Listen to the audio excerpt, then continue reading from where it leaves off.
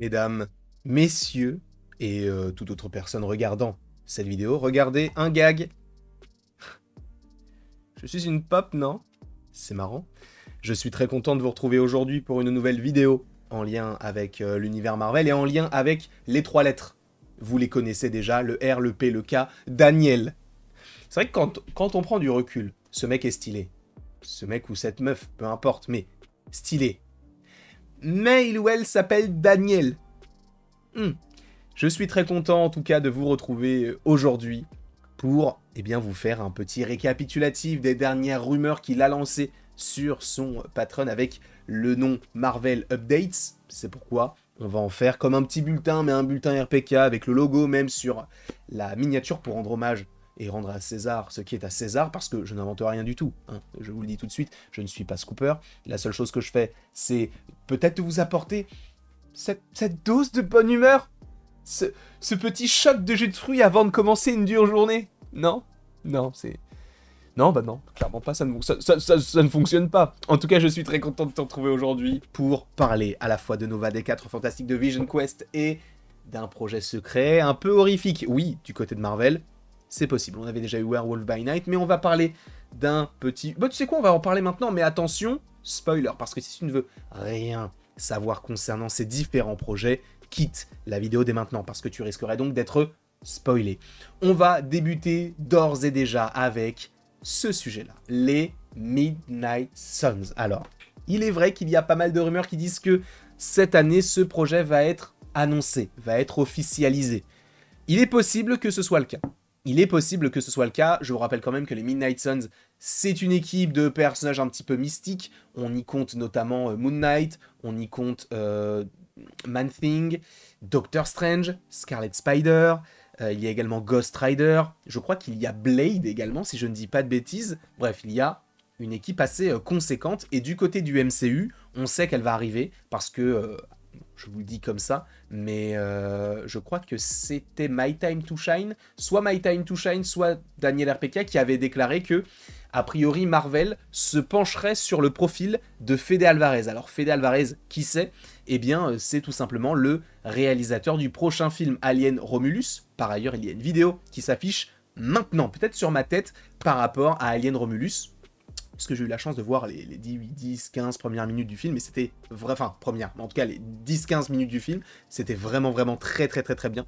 C'est lui qui a également réalisé Evil Dead, par ailleurs, on va le regarder en live bientôt, et il a réalisé également Don't Breathe. Donc, il a une filmographie horrifique, épouvante, et suspense, un petit peu avec beaucoup de tension, si j'ose dire, qui est assez étoffée, et a priori, Marvel se dirait, bon bah, vu qu'il est du côté de la Fox FX, entre guillemets, avec Alien, et que la Fox appartient à Disney, on peut avoir des facilités de dialogue. Et a priori, Fede Alvarez serait envisagé. Mais, pour l'instant, Daniel RPK nous mentionne juste le fait que il regarde déjà un réalisateur. Ce qui signifie que le projet est déjà un petit peu avancé.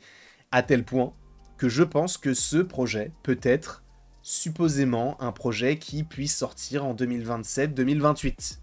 On verra, évidemment, quand tout cela arrivera, et le roster pourrait être du Doctor Strange, du Blade, du Moon Knight, du Ghost Rider, du Man-Thing, du Werewolf by Night, Elsa Bloodstone, bref, ces personnages-là qui sont un peu dans un univers un peu mystique, un petit peu magique, on va, évidemment, supposément les voir dans ce film-là. Oui, sachez que normalement c'est bel et bien un film, hein, les Midnight Suns. C'est un peu comme des Avengers mystiques. Et par ailleurs, l'un des films qui devrait engager ce projet-là, c'est le film Blade, qu'on a évoqué plein de fois ces derniers temps. Ensuite, on peut parler directement de ce qui nous intéresse peut-être un petit peu moins, parce qu'on en parle beaucoup en ce moment, ce sont les 4 Fantastiques. Non pas que ça ne m'intéresse moins, mais c'est vrai qu'il y a beaucoup de choses qui ressortent, et ce ne sont pas forcément des grosses choses. Mais en tout cas, bon là c'est quand même quelque chose d'assez conséquent. A priori, le film des 4 Fantastiques se déroulera évidemment, vous le savez, dans un univers parallèle, puisqu'on avait déjà vu certaines choses qui nous montrent que ça va être dans un film, enfin dans un univers un peu rétro-futuriste, et a priori, le film devrait être considéré comme un film cosmique. Donc on ira dans l'espace. En même temps, ça peut paraître un petit peu logique quand on parle notamment de Galactus, quand on parle de Chalabal, donc la surfeuse d'argent, quand on parle de tous ces personnages, ça peut nous paraître logique. En revanche, sachez qu'il y aura tout de même une partie terrestre, puisque je vous rappelle quand même que, a priori, selon quand même pas mal de rumeurs, il y a l'homme taupe ou encore d'autres antagonistes à l'histoire des 4 Fantastiques, notamment dans le premier tiers du film. Donc ça peut être plausible d'avoir les 4 Fantastiques sur Terre et qui, dans un enchaînement d'actions, doivent se rendre dans l'espace, etc. En tout cas, ce sont des choses qui sont censées, a priori, arriver du côté du MCU, selon Daniel RPK. En tout cas, il y aura une partie beaucoup plus centrée sur le cosmique que sur le terrestre. J'espère juste que ce sera bien fait. Encore une fois, on verra tout cela en temps voulu. Maintenant, on va passer à du... On peut passer sur... On va finir par le plus négatif ou pas? Non, on commence par le plus négatif. Nova. Nova, c'est vrai qu'on se disait récemment, waouh, Richard Rider, ah bah non, Sam Alexander, ah bah non, Richard Rider finalement. Eh bien, a priori, alors, on n'a pas encore de nom précis pour le rôle principal de ce film-là, enfin en tout cas de cette série, hein, puisque déjà, c'est une série, il faut le rappeler. Mais en gros, Nova sera un ensemble de jeunes adultes. Donc on parlerait supposément des Nova Corp, et donc comme une sorte d'accession comment on appelle ça, au statut donc de Nova, entre guillemets. Et en gros, ils sont en train de chercher un showrunner, déjà. Je pense que c'est l'une des séries qui va aller de plus en plus vite, parce qu'ils savent que c'est un personnage qui est très attendu. Et a priori, ils ont déjà fait une offre pour un acteur pour le rôle principal. Alors, on n'a pas encore le nom de l'acteur. On verra si on a plus d'informations, je vous en parlerai. Peut-être même que ça sera annoncé lors de la Comic-Con.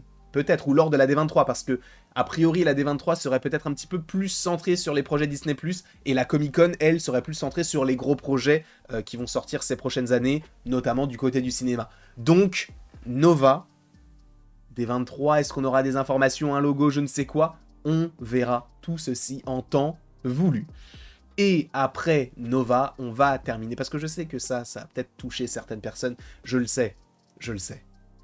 Et du coup, on va finir par Vision Quest. Encore une fois, selon Deadline, ce projet est censé sortir en 2026. Supposément, encore une fois, on aura des news concernant ce projet lors de la D23, également.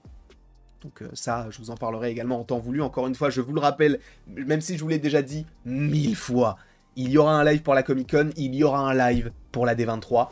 Et quand je dis un live, ce sont des lives qui sont prévus sur les différents panels. On va vivre tout ça ensemble, ça va être très sympa. En tout cas, j'espère que cela vous plaira, tout ce que je prévois de faire avec vous.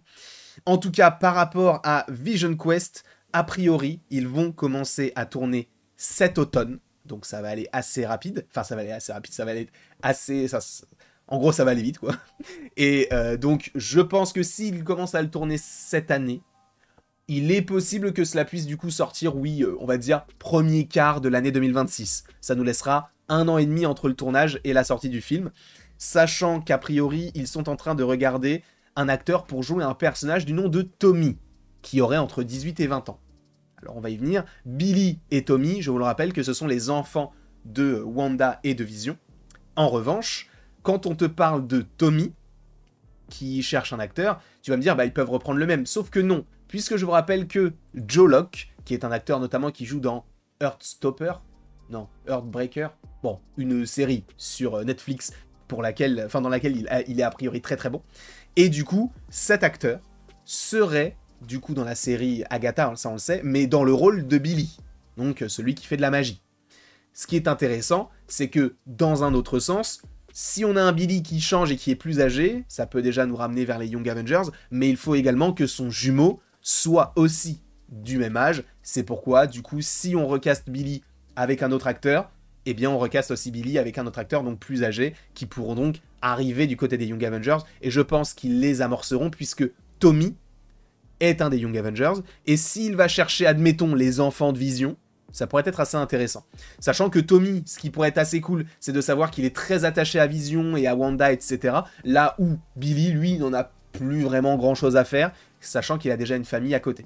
Je ne sais pas comment est-ce que tout cela va s'agencer, comment est-ce que tout ça va se dérouler. Moi, je ne vous fais que de vous proposer ces petites rumeurs, et j'espère que cela vous a plu. En tout cas, je vous remercie beaucoup d'avoir été présent devant cette vidéo. N'hésitez pas à l'aimer, à la partager, à la commenter, à vous abonner si ce n'est pas déjà le cas. Il y aura encore plein d'autres vidéos. Je vous rappelle que My Cosmic Circus a dévoilé plein de choses concernant l'avenir du MCU. Il y aura évidemment des bulletins aussi, parce que j'ai prévu de faire des bulletins, et peut-être qu'il y en a même un qui est sorti aujourd'hui. Normalement oui, et il y en a peut-être même un qui sort demain. La folie. En tout cas, la Marvel, DC, ça commence à bien se chauffer, sachant qu'on a du The Boys actuellement, bon, on a du The Acolyte, bon, écoute, on fait ce qu'on peut, et on a évidemment du House of the Dragon, et ça m'enchante. Je vous remercie encore une fois d'avoir été présent devant cette vidéo, et après tout ceci, il ne me reste donc plus qu'à vous dire à la prochaine, pour la prochaine. Et encore une fois, merci beaucoup à vous. C'est toujours un plaisir de pouvoir vous proposer ces petites pastilles, quoi. Ça va pas plus loin que ça. Des pastilles.